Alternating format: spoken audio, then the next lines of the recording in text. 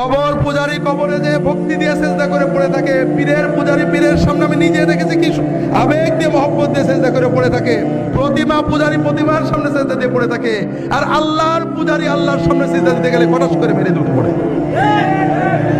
এই ঈমান ভাই, আমি তো নামাজ পড়ছি সেজদাটা করার জন্যই, যে আমার মাবুদকে সেজদা করব, আমার মনের কথা বলবো, কিছু না পারি, আরবি এক হরফ না পারি, সেজদা দিয়ে পড়ে থাকবো।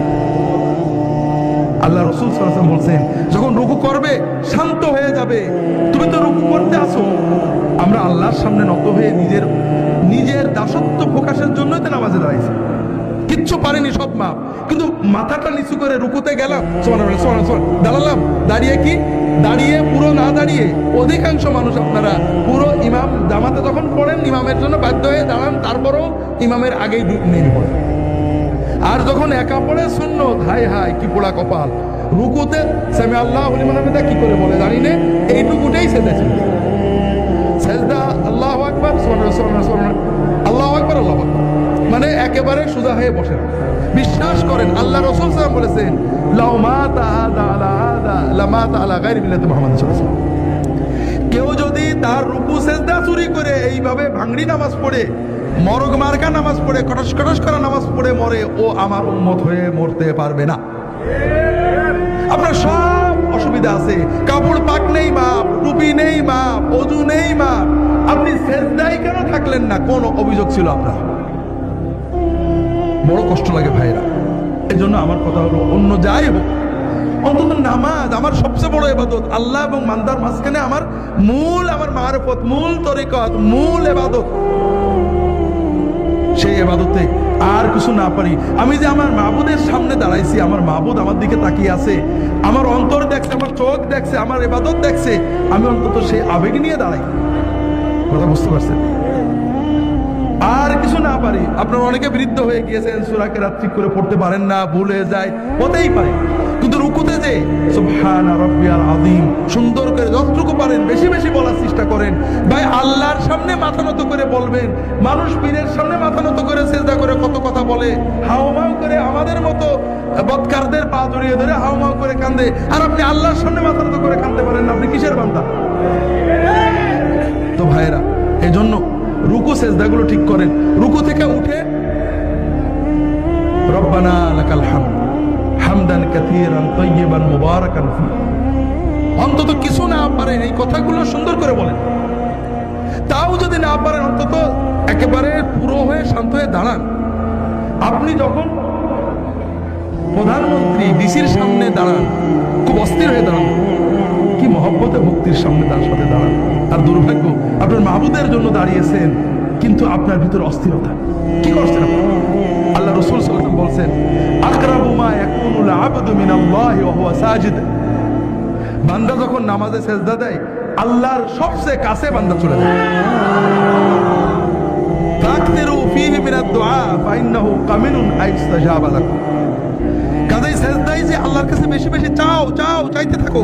সেজদায় তুমি যা চাবে আল্লাহ কবুল করে নেবেন ইনশাআল্লাহ।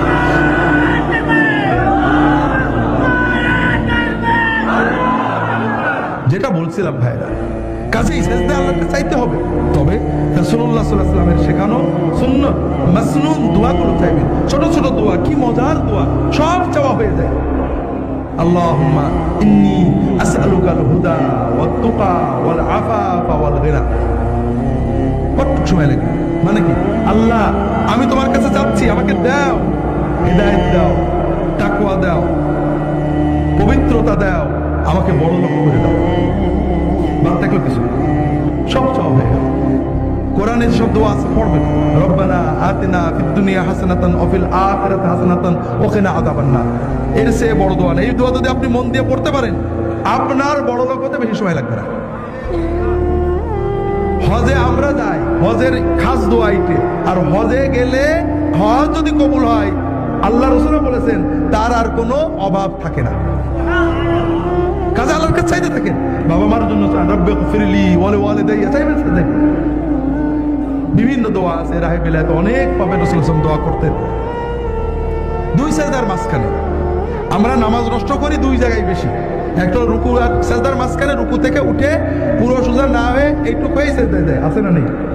আপনি দেখেন ফজরের নামাজ তো পড়বেন, দেখেন অর্ধেকের বেশি মানুষ এরকম হবে, ইল্লা যদি দয়া করে ঠিক করে নেয় সেটা ভালো কথা। আর নামাজ নষ্ট করি, সেজদা থেকে উঠে পুরো বসি না, এইটুক বসে আবার সেজদা করে দেয়, আছে না নেই? আজকে ফজরের সময় দেখেন আপনার আশেপাশে তাকায় দেখেন,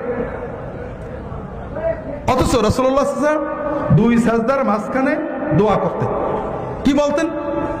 রব্বিগফিরলি ওয়ারহামনি ওয়ারযুকনি ওয়াহদিনি ওয়াআফিনি ওয়া'ফু আন্নি ওয়াজবুরনি ওয়ারফা'নি।